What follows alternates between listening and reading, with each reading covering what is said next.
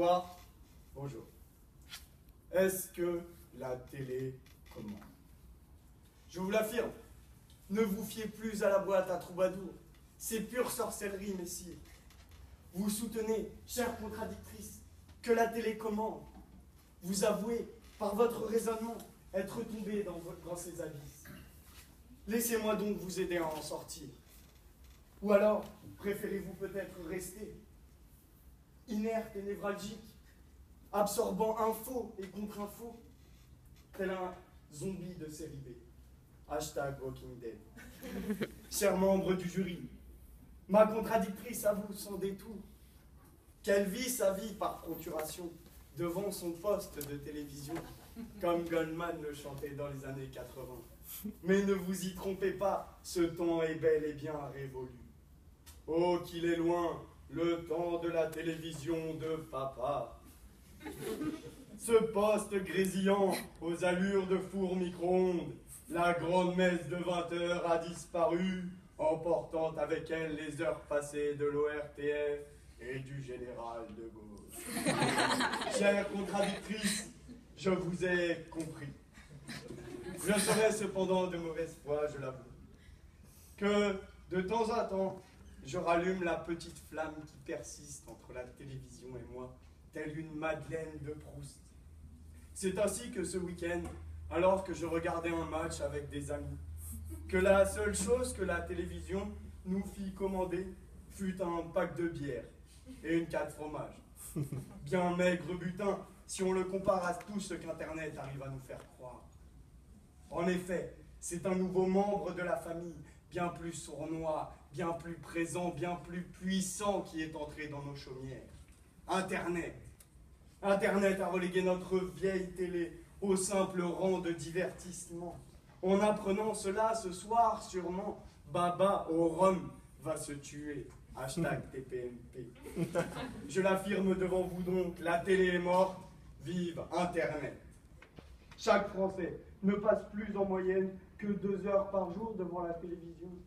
Mais si l'on exclut de cette statistique les 14 millions de retraités qui, victimes de perte de mémoire, l'allument en la laissant seule, abandonnée au milieu du salon, sans en voir la moindre information, je ne donne pas cher de la télévision.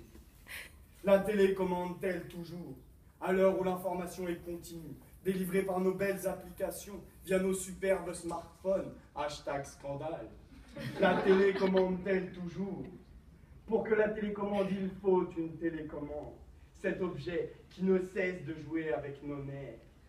Combien de temps, à l'heure de l'immédiat, avez-vous passé, avez-vous perdu à la chercher, cette sournoise, avant de vous raviser et d'allumer votre ordinateur?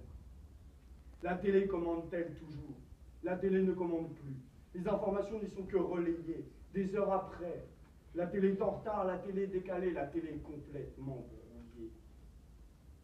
Mediapart, le canard enchaîné, quelle est fournie notre actualité?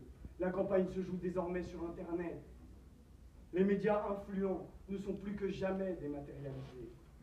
Parce que le temps de parole n'y est pas compté, que le ton de parole y est libéré. Je n'en fais pas là l'apologie, mais qui ignore aujourd'hui que si vous le désirez, vous pouvez vous exprimer librement sur Internet.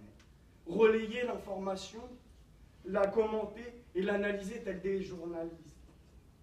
Piratage, cyberguerre, information, intox, images, rumeurs, qu'elle est devenue minuscule et dépassée cette petite boîte de télé. Parce qu'Internet nous a tous cernés, beaucoup mieux que la télé, sur nos besoins, nos idées.